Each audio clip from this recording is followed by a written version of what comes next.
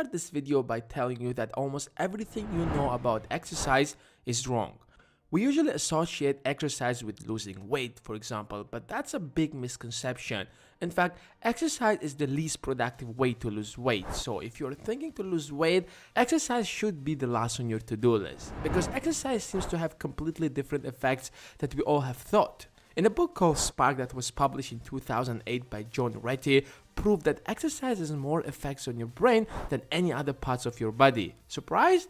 Even I was when I read the book. Exercise turns to be a secret recipe to boost your motivation, focus, and memory. It's like a magic pill that instantly boosts your brain capabilities. In fact, exercise boosts your mental abilities than any other drug such as Zoloft that has significant impact on your mental abilities.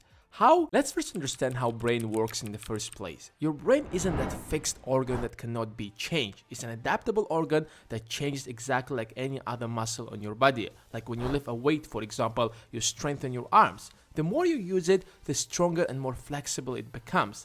Unlike your arms muscles, remember that your brain is the most important organ in your body. Everything we do, think, and feel is governed by how our brain cells or neurons connect to one another.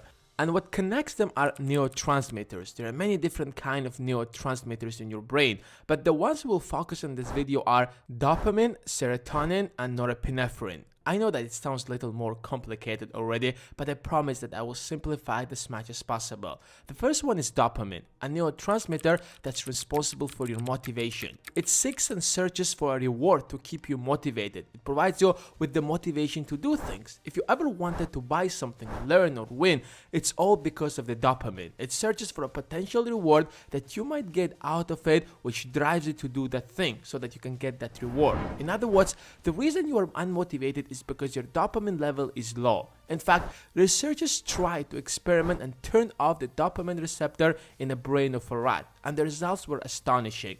The rat became so lazy that it chose to starve to death and didn't move to eat the food even when it was in the cage, because it was no longer motivated. And human brains work in the same way. Your dopamine level determines your level of motivation. And the good news is that studies have proved that exercise instantly and significantly boosts your dopamine level, which means that it will instantly make you feel motivated.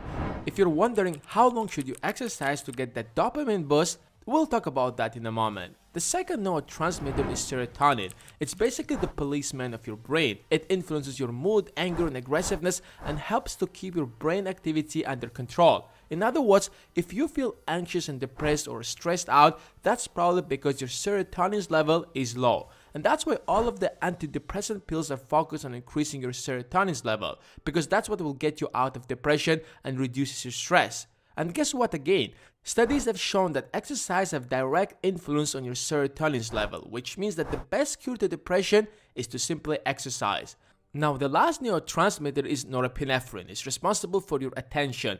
If you're struggling to stay focused, that's more likely because your norepinephrine is low. It works like the other two neurotransmitters we talked about. High levels of it sharpens your attention, and low levels of it makes it hard to focus. Almost all of the drugs affects these neurotransmitters.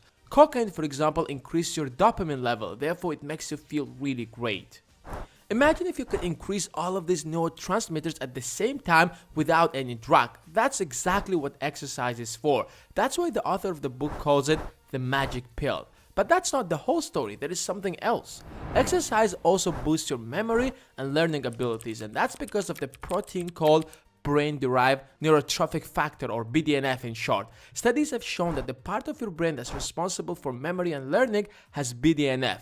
The great part of it is that BDNF gets unleashed when our blood is pumping. It grows your brain cells and increases your learning capacity. In other words, exercise can directly improve your memory. Imagine how your day would be if you could boost your motivation, mood, and attention instantly every single morning, and increase your memory and learning capacity on the top of that. Well, all what you need to do is to start your day with an exercise. But how many hours do you really need to exercise? According to the author of the book, 6 hours in a week is enough. That can keep your neurotransmitters high throughout the day. But it's way much better if you exercise right before studying or working, because at that moment your neurotransmitters are at the highest level and BDNF is just unleashed. That's why you feel energetic, motivated, and inspired after a morning jog. So right before you start working on that project, do yourself a favor and exercise for around 5 to 10 minutes.